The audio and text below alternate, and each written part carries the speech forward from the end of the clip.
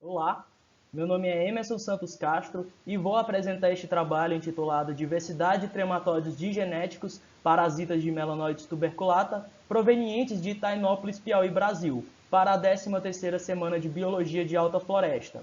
Esse trabalho tem como coautoria a Oriana dos Santos, Manuela Feitosa Leal, Edson Lourenço da Silva, sob a orientação da professora Tamares Jimenez Pinheiro. Os trematóides genéticos constituem o grupo mais diversificado do Philoplateominthes. E a gente pode destacar como os principais representantes os vermes que são problemas de saúde pública, como o Schistosoma mansoni, a Faciola hepática, o Paragonimus westermania e algumas espécies do gênero Echinostoma.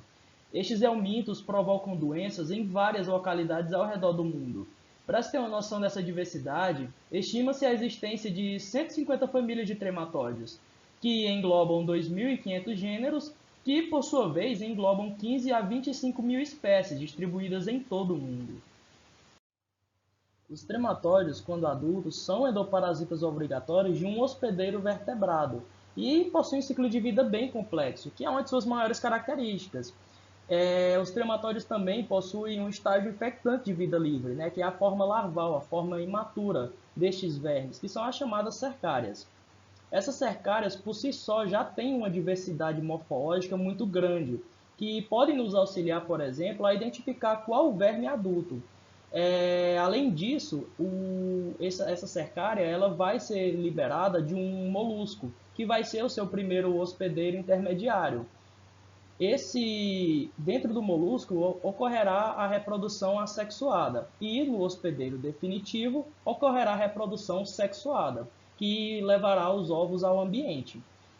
Algumas espécies de trematóides podem utilizar, por exemplo, até 4 hospedeiros durante o seu ciclo de vida. A diversidade, né, desses trematóides, quando adulta em vertebrados na América do Sul, é bem catalogada. Né? E a gente tem aí, por exemplo, esses 3 livros que destacam aí os principais trematóides parasitas de peixes, anfíbios, répteis, aves e mamíferos. E para o Brasil também, desde o início do século XX, uma variedade de formas larvais tem sido registrada. No entanto, aqui para a região nordeste do Brasil, que é onde nós estamos localizados, os estudos sobre essas larvas associadas a moluscos são escassos e, quando disponíveis, são voltados para o gênero Bionfalaria, devido à sua importância epidemiológica, por ser hospedeiro do Schistosoma mansoni, causador da esquistossomose.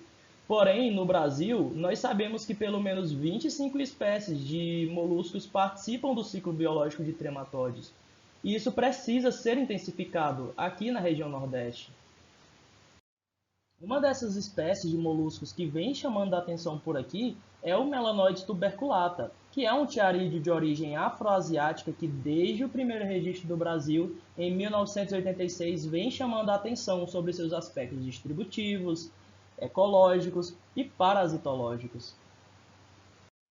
E o interesse, né, por essa espécie exótica, invasora de águas continentais, vem do fato dela formar populações densas e altamente competitivas. E essas características são favorecidas devido à sua alta taxa reprodutiva, além de se reproduzir sexuada e assexuadamente por partenogênese, além da sua eficiência adaptativa por suportar diferentes condições ambientais, seja em regimes de seca ou regimes de chuva, por exemplo.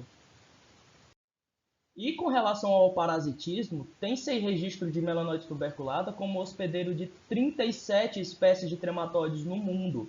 Porém, no Brasil, apenas 3 tipos cercarianos foram registrados.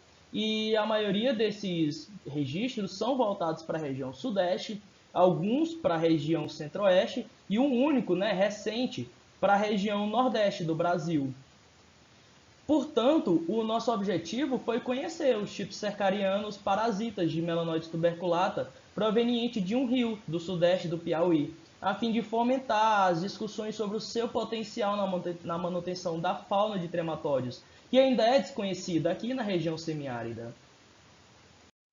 As coletas malacológicas ocorreram ao longo do rio Itaim, né, que é um rio que corta o município de Itainópolis, que fica localizado aí a 370 quilômetros da capital Teresina, no estado do Piauí, e foram estabelecidos 5 pontos ao longo do rio, né, respeitando aí a distância aproximada de 100 metros entre estes pontos para que houvesse a independência dos dados. Nesses pontos, né, ocorreram coletas mensais durante o período de março de 2018 e fevereiro de 2020, sempre período diurno, né, com coletas manuais com auxílio de peneiras e pinças, sempre ali colocando as peneiras nas margens do rio, uma vez que os moluscos não ficam em superfícies muito profundas, e todo o material coletado era levado para laboratório para que fosse realizada a triagem, que é a contagem e separação dos indivíduos vivos e mortos. E os indivíduos vivos eles eram separados e colocados em potes de plástico com água isenta de cloro e alimentados com alface para que permanecessem vivos. E após 24 horas, os potes com os moluscos eram submetidos a um procedimento de fotoestimulação, que consistia em expor esses potes com os moluscos a lâmpadas incandescentes de 70 watts, em uma estufa com a temperatura variando entre 35 e 38 graus, durante 4 horas. Esse procedimento, né, de fotoestimulação, ele objetiva a estimulação da liberação dessas cercárias de moluscos na água. Ele ocorre porque as cercárias elas são sensíveis à luminosidade e à temperatura. Portanto, eles são mecanismos reguladores. Em seguida, a água do pote que continha esses moluscos era analisada com auxílio de lupas. E se houvesse a constatação, né, de parasitismo na água, as amostras das cercárias eram coradas com solução de Lugol, azul de metileno e vermelho neutro em lâmina semipermanente para obtenção das imagens. Uma outra parte, né, do material era preservado em solução de formalina a 10%, e como eu havia falado, a diversidade de formas larvais, né, dessas larvas imaturas é muito grande, e para a determinação dos tipos cercarianos, nós utilizamos a chave de identificação proposta por Pinto e Melo, né, 2013. Os procedimentos de coleta e transporte dos moluscos foi realizado com autorização do ICMBio, através do CISBio, e todos os dados de pluviosidade eles foram obtidos através do site do IMET, veiculado ao CISDAGRO. Um total de 12.521 indivíduos foram coletados. E os exames parasitológicos, né, as fotoestimulações, elas permitiram a constatação de infecção por 3 tipos cercarianos, que são eles: gimnocéfala, pleurolopocerca e chifídeo cercária. Larvas do tipo gimnocéfala foram liberadas de Melanoides tuberculata apenas no mês de julho de 2019. Já a pleurolopocerca foram liberadas nos meses de setembro de 2019 e fevereiro de 2020. E chifídeo cercária foram liberadas nos meses de julho de 2018, outubro de 2019 e também fevereiro de 2020. E análise da precipitação, né, com análise da precipitação média mensal do período estudado, que somando tudo foram 2 anos, foi possível verificar que caramujos infectados ocorreram tanto no período de seca como no período de chuva. Cercárias do tipo gimnocéfala são relatadas no mundo há quase um século. No entanto, os detalhes do seu ciclo de vida ainda não foram completamente elucidados. No Brasil, elas são parasitos associados a diferentes espécies de aves e peixes, e o seu ciclo biológico pode envolver tanto moluscos marinhos como também de água doce. Para a Melanoides tuberculata, há apenas 2 registros para esse tipo cercariano, os quais são para o estado de Minas Gerais. Logo, a detecção deste tipo cercariano para o rio Itaim configura como o primeiro para o Piauí e para a região nordeste do país. Já com relação ao tipo Pleurolopocerca, desde o começo do século XXI, elas são relatadas parasitando Melanoides tuberculata no Brasil. Estas são pequenas larvas, né, que são conhecidas por terem peixes como segundo hospedeiro, e aí quando adulto, né, o verme parasita mamíferos e aves, que vão lá e comem, né, os peixinhos parasitados. Esse tipo cercariano, ele apresenta um potencial zoonótico, né, sendo também patogênico para o homem, causando aí doenças intestinais.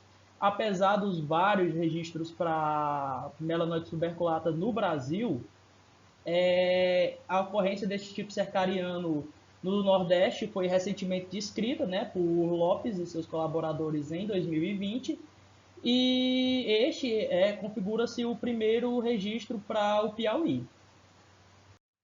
E com relação à chifídeo cercária, né, elas foram descritas no início do século XX, elas também são compreendidas por pequenas larvas, né, que se distribuem em pelo menos 5 subgrupos conforme os detalhes de sua morfologia, e elas são descritas como parasitas de anfíbios, né, e larvas de insetos aquáticos. Elas já foram utilizadas como controladores biológicos, né, em infecções experimentais de larvas de mosquito do gênero Aedes. E com relação à liberação por melanoide tuberculata, o registro para o Ritalin configura-se como o primeiro para o Brasil.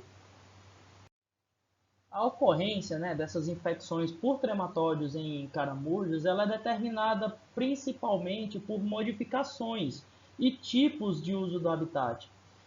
Ou seja, as contaminações observadas, né, na pesquisa, elas podem estar atreladas às atividades humanas e aos aspectos ambientais observados nas margens do rio Itaim, como, por exemplo, práticas agropecuárias, presença de dejetos humanos e animais de criação, alterações da paisagem que foram provocadas pela chuva e pela seca, e todas essas condições elas favorecem as populações de hospedeiro e permitem a continuação do ciclo. E finalmente, né, com os resultados inéditos obtidos nessa pesquisa, né, com a ocorrência desses tipos cercarianos, a gente pode afirmar que a região, né, do Rio Itaim, aqui no Piauí, é promissora, principalmente quando se trata de estudos voltados para a diversidade cercariana, ciclo de vida desses trematóides e também biodiversidade límnica local. A alta capacidade adaptativa e plasticidade de Melanoides tuberculata permite a essa espécie que ela viva em uma região semiárida como a nossa, que possui variações drásticas na paisagem, na constituição hidrológica do rio, como nós podemos observar nessas imagens, seja em regime de chuva ou regime de seca, mas sempre com abundância. Além disso, lhe permite também manter populações de trematóide com sucesso no rio Itaim.